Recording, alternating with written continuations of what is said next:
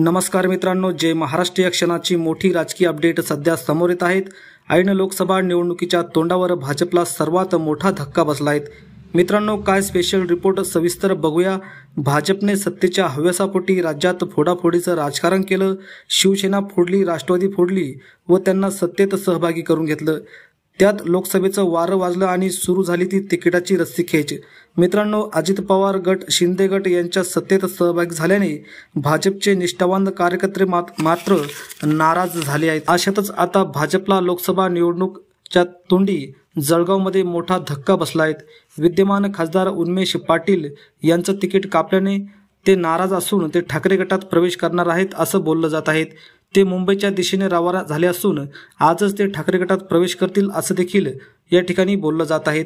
मित्रांनो, या संदर्भात आपल्याला काय वाटतं? उन्मेष पाटील हे ठाकरे गटात प्रवेश करतील का? आणि ठाकरे गटात प्रवेश केल्यानंतर हा जळगावमध्ये भाजपला सर्वात मोठा धक्का मानला जाणार आहे का?